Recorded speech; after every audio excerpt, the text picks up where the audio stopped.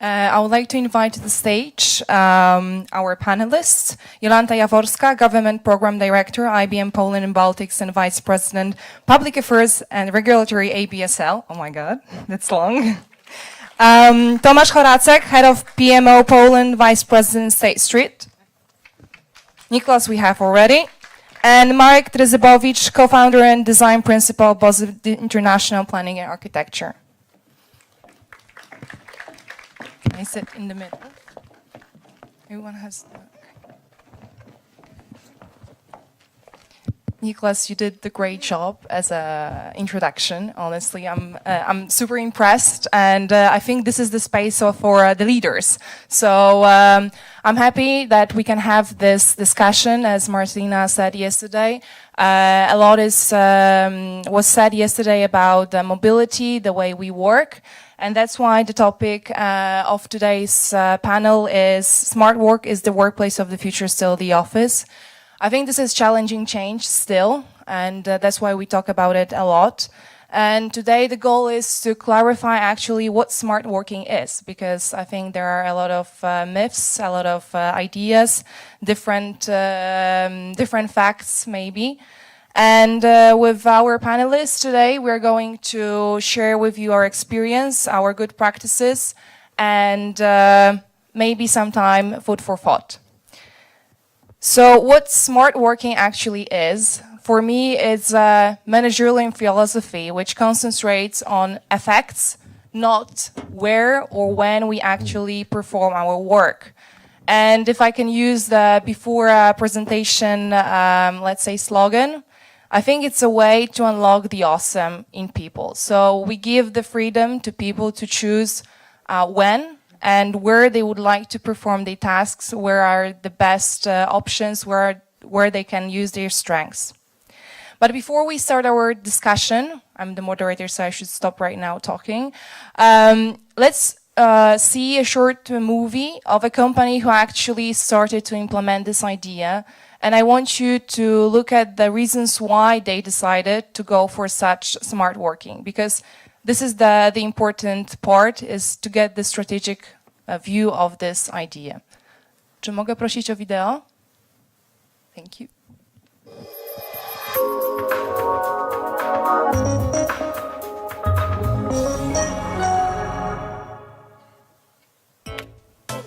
You have an important meeting soon. Your computer is nothing more than a giant calculator. Too slow.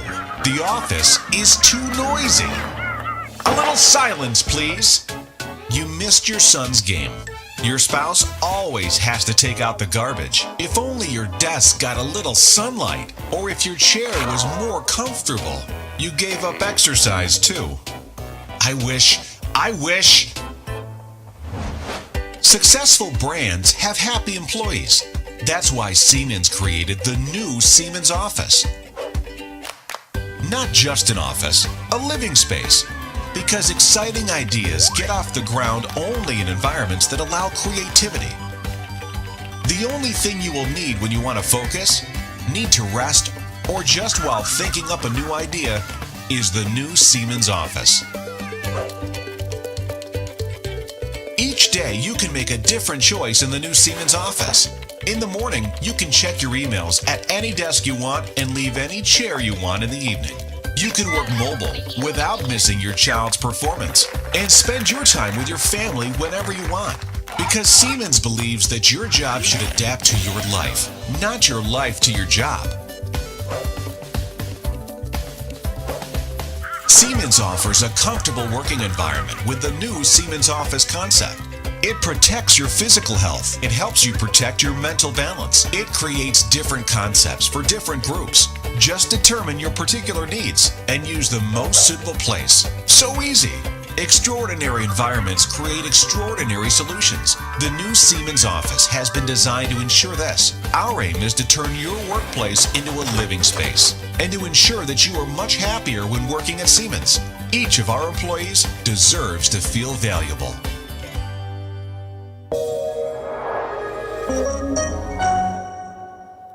A question whether there is anyone from Siemens?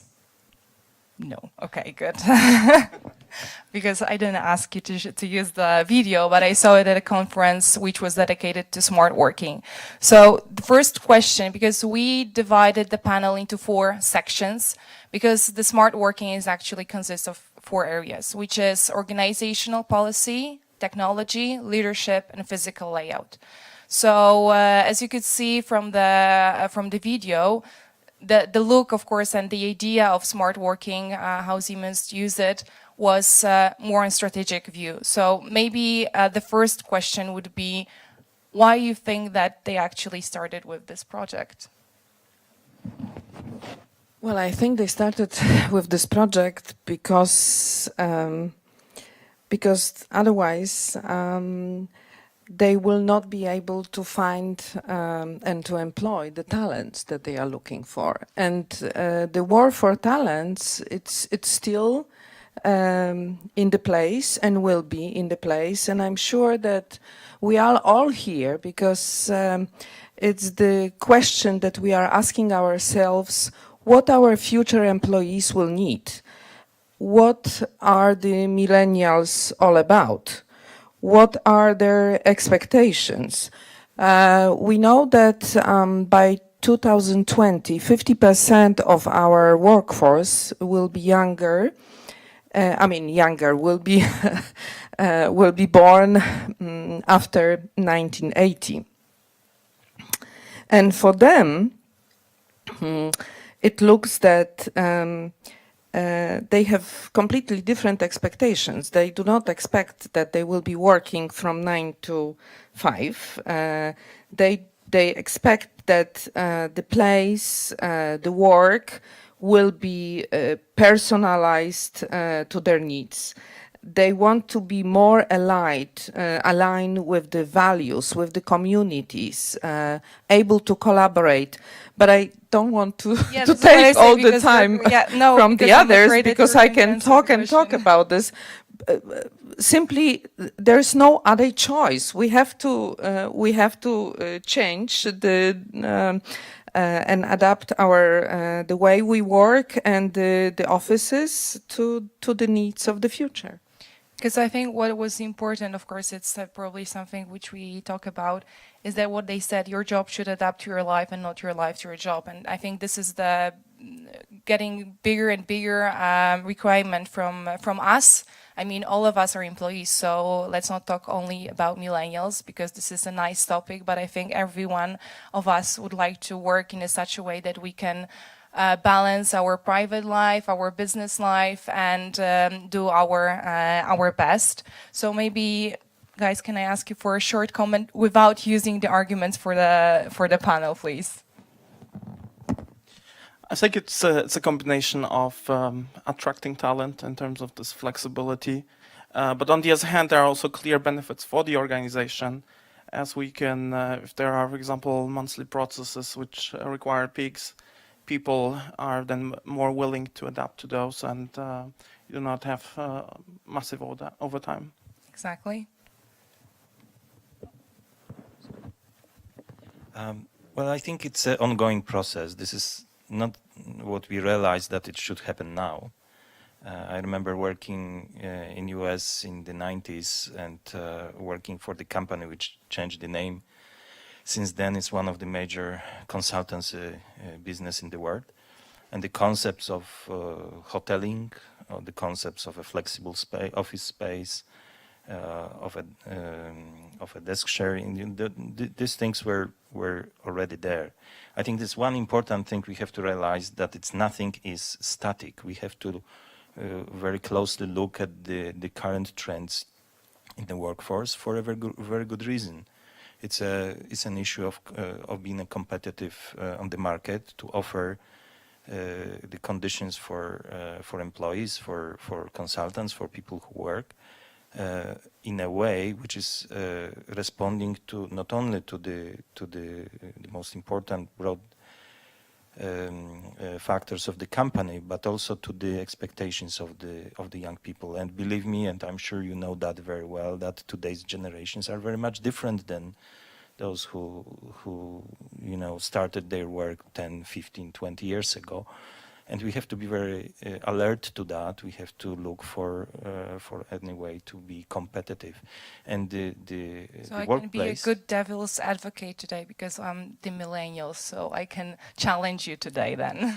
Absolutely, and the fact is that the workplace, it's if you look at the number of hours what people spend in their work, this already should tell us that this is a very significant part of people's lives, and we have to address a lot of senses, not only just the physical ergonomics of the work, but what do they look at, what is the environment around, what Nicklas was talking about is a very, very good point. It's not only about the actual corporate environment, it's also about the amenities, it's also We will talk about it, Mark. Okay. Sorry. Nicklas, short comment to what we saw. I think it's a great thing, but I think it's important also to remember that the development goes so quick, so we need to be quick to adopt, and it needs to be a flexible space that can change as the world around us will change. That is crucial because the world is not as static as it used to be. Yeah, that's true. So let's start with the 4 areas. The first one, I think usually when I do the presentation about smart working, I can see, unfortunately now not because I have the lights on my face, but the smiles of managers and saying, yeah, nice idea, you know, but there are laws and we cannot do all of this stuff. So that's why I would like Jolanta to share with us what actually we can do with environment, which we right now have, because it's nice to change law, but still we want to give you ideas what you can do right now. And what would you, if you could recommend to the government, what kind of changes you would do? What can I recommend to the government? Well, actually, I think the situation in Polish regulations to provide flexibility, work and time and place flexibility, to some extent we have. To some extent. I just wanted to say that from the first, because I forgot, from the 1st of January this year in Holland, there is already the law act, Flexible Work Act. So it's visible that the countries are starting to actually think about it. I don't have all the details about what is coming on in Dutch regulations, what came actually, because it is effective 1st of January 2016. However, I looked at some of the regulations, and we have to be very cautious if we really want to ask our regulators to implement what they have, because from what I understand, there is the employee can request the place, the time, the length of how they are working, and actually the employer have very limited possibility to refuse to this request. So actually we have some, I mean, the employees have some rights. Yeah, and already. I would rather start from the balanced approach. I think the Polish teleworking regulation, because primarily it's about being able to work in a different places. We call it telework, but it's or homework, but it's not really about working from homes, because we were just talking here about our offices, and the trends are also showing that it's not necessary. We will not be working in the virtual teams. That the need for the face-to-face meetings is very strong, and the success of the teams are much quicker when they have the chances to talk to each other face to face. Well, maybe not physically face to face, because our teams are usually global teams. But coming back to the regulation, I think the Telework Act is giving us a lot of flexibility. There is maybe one area which needs to be looked at, which is the occupational safety regulations, but the other act, the Polish a labor code does not give us flexibility if it comes to time, to working time. The one that we are talking about, the possibility of the people to make breaks during the day. Those who are working in HR administration, they know what I'm talking about. So this is definitely something that we will be working, and I'm saying not me, but we, because from September this year, the Ministry of Labour is starting work on a new code, labor codes, to individual and collective. And they are looking for the cooperation also with ABSL. We had a meeting with the Secretary of State, Szwed, from the Ministry of Labour, and they are looking for simplification of the labor code. It may sound fantastic, but there is a lot of work in front of us, and actually proposals from from the business side. How can we make it work in the workplace for future? So I understand that at this point we are more flexible about the place, not about the time. Yes, exactly. Okay, so at least one part, of course, as you said, smart working is not working from home, which is sometimes people are saying that smart work, okay, so I work from home. No, it is what Nicklas was presenting before in the presentation is actually you choose whether it's Starbucks, is it, I don't know, bench in the park, whether it's conference, different places, train, so you choose the place where you actually perform your work. So thank you very much. And so moving to the next area, which is technology. It's another crucial, I think 4 of them are crucial areas. But technology, it can be enabler, but it also can make us a lot of trouble if we don't approach it regarding smart working. So what kind of options we have, and are there any, let's say, standards, guidelines, what we actually should do if we want to enter this smart working idea? So what I would like to share is some experience with our Flex Work program at State Street, which was implemented roughly 2 years ago, and also our new office in Gdańsk was then completely redesigned based on that model. The technology element is, or turned out to be the most challenging and risky one, but on the other hand, it's a clear enabler. Without technology, you can't achieve everything. You can do part of the smart working without it, but to a limited scale. I would say that the key dependency for us, looking back, was the implementation of a virtual desktop environment, which means that basically you can log in from wherever you want. You always have your applications, your setup, independent on where you sit and from where you log on.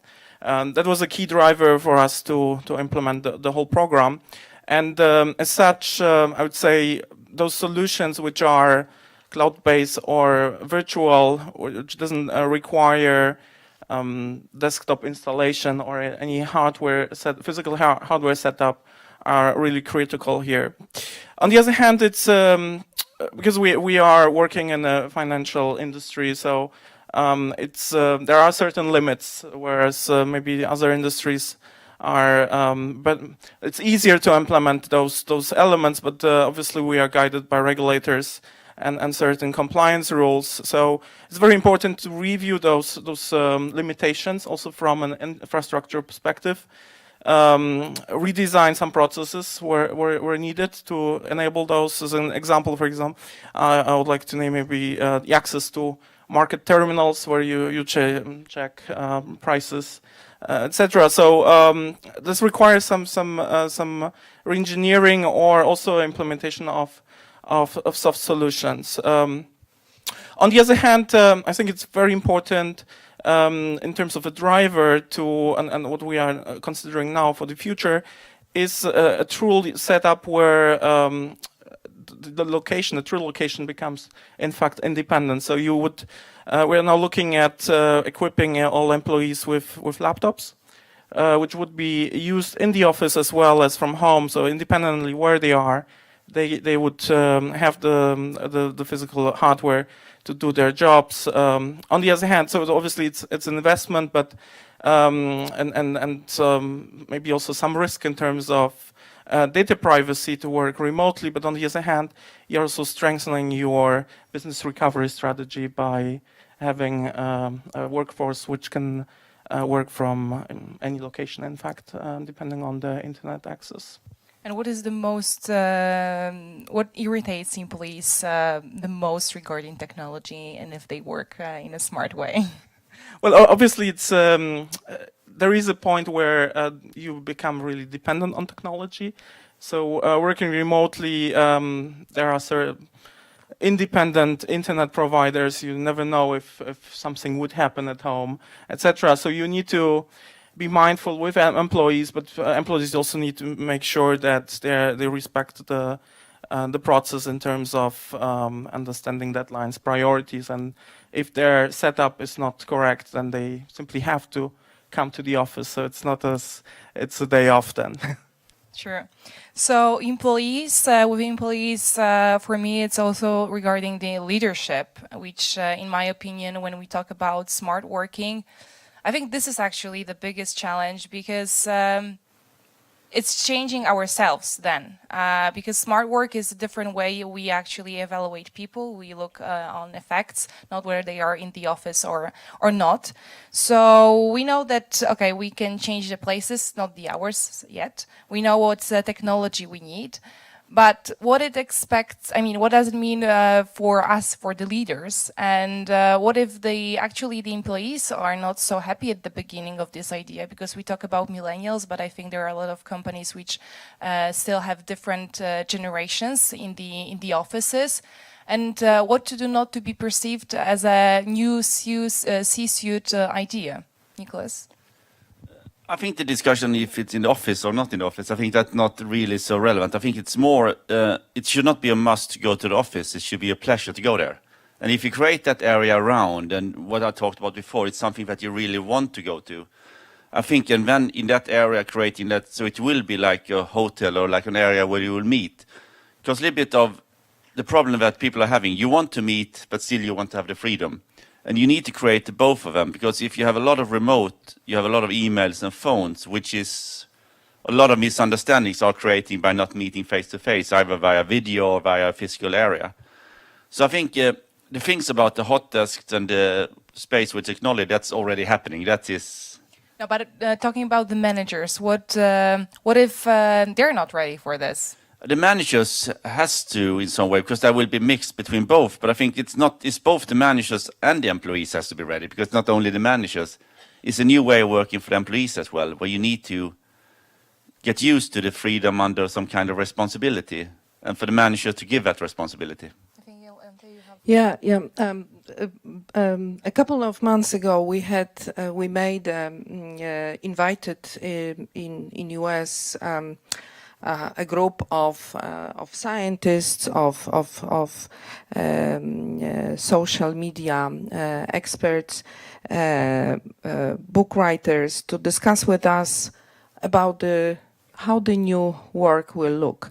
And one of the topic, of course, was the leadership. And what they have come up with is that the leaders will be, they call them servant leaders, kind of.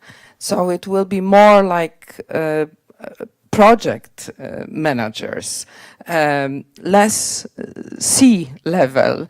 Of course, there will be some hierarchy, but not as strict, much loose that we have right now. I can give you the link to the report, but I would not even say that it's a report. It's a new way of report, if you would like to look at that. Very interesting thoughts, I would say, of the people from different places. Because I remember the story. I was in Tetra Pak in Italy, and the managing director there, he implemented smart working 10 years ago. So we are not opening some new ideas. And I asked him about, okay, so how do you actually evaluate the employees? How do you know that they are, working? How you evaluate the effects? And he said, okay, so of course the employee can choose where they work, and we pay them for the hours. And Polish mentality, I said, okay, and I don't have any system to track it. After 1 month, the employees are giving us the number of hours. Polish mentality, but you're not afraid that actually someone will say that they worked more than they worked actually? And he said no, because it can happen only once, because if someone gives us information that they work more, it means they are not effective and they need training, or the manager is putting too much. So totally different. I was like sitting, it was totally different approach and way of thinking. So this is why I said about the leadership, because in my opinion, it's a challenge also for us as to think a little bit differently and not to be so connected to our employees, and a little bit different way of directing them. So Mark, going back to the office, because this is also the topic of our panel. It changes a lot, and what we could see from the presentation of Nicklas, the way we think about office, the building, and the area. So what, in your opinion, experience, which you have a wide one, what do you think, in which direction it already goes, and in which direction we should go, and what are the, let's say, the most interesting ideas for you? It's a very interesting topic. I'm sure I won't be able to... We have 3 minutes and 12 seconds. I think we just have to realize we here in Poland are a part of a global competition. Some of you maybe had a chance to see yesterday's presentation of Mr. Krakauer, where he compared the outsourcing business in India, Poland, UK, and a couple of other countries. Poland is almost the same as India today. That should tell us something, because for us, designers, architects, planners, it was very obvious that the Indian so-called Silicon Valley in Bangalore is the place for this type of a business. Suddenly, we are almost there, which should tell us that we have to start to look at how we can be competitive. What are the lessons learned from these other markets in terms of planning of the offices, in terms of planning of the developments, into sustaining these developments after there's a shift of work requirements. And I very quickly will tell you something, that in Bangalore, the city is very congested. This is absolutely an urbanized area, not necessarily in the most positive way. And the developers are building the buildings in the form of a campus, nothing new. We know that for decades, if not more. And what's there? There's auditorium, there are cafeterias, there are kindergartens, there are places for sports, for jogging, for fitness. This is taken very seriously, and simply because they are also afraid of losing this business to the other countries in Southeast Asia. So they're thinking alike. Now, I will give you another example. In Ukraine, in Lviv, when I'm also involved in a first project of that IT campus. It's again, these requirements are coming from the companies, from the outsourcing companies, from the IT companies. We want to make sure that these environments are campus-like, that we give the people the amenities what they may have at the close of their hand.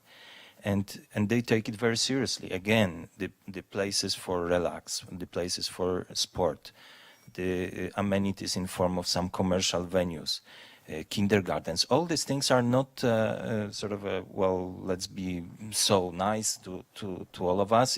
It's purely coming from the fact that the time spent for the employees to get to work and leave the work, to take the kid out from the kindergarten, bring home, and so on, so it all adds up. And it affects the productivity. And I think I would seriously say that for this type of a business like we are talking about, we have to look at these issues very closely. There is one very interesting project which I want to briefly touch on. It's in Siewierz, very close to Katowice. And this project is done according to the new urbanism requirements or guidelines and the prescriptions. Super interesting things. What it really is an environment for people to live, to work, to shop, to relax, to be entertained, to use sports, and so on and so on. This is also one way to think about, because in addition to these very urban areas which we are adding the new developments or refurbishing the old substance to, like, for example, Cornerstone in Warsaw, there are also pockets which could be very suitable for the business, for not necessarily only for outsourcing, but for the office, for corporate business, in the form of the campuses, where you have easy access, where you have great parking, where you can easily commute, where you can do your shopping conveniently, and possibly even use the amenities like, not amenities, like other functions like housing and so on. So this is a complex issue which is not related only to how we physically work. This is an issue how our work is organized around us. And that's also the big challenge for us. Our time is over. I'm pretty sure that you got more questions. I'm not sure whether it's more clarified, because I think now you can have a lot of thoughts in your head. When I listened just to Marek, because I'm from Łódź and we used to have manufacturas, so exactly this idea that we have work, we have apartments, school, hospitals, everything in the same place. I do hope that it's going to go in the right direction, that we are still humans and we want to interact, we want to be with our families. So I hope that it will be a starting point for some of you for thinking about smart working, because we can agree, all of us, that it is here. So it's better to start right now than wait another 6 or 1 year, because it also needs a lot of preparation within the organization for you to describe what actually smart working is and how you want to do it. So thank you very much. Thank you.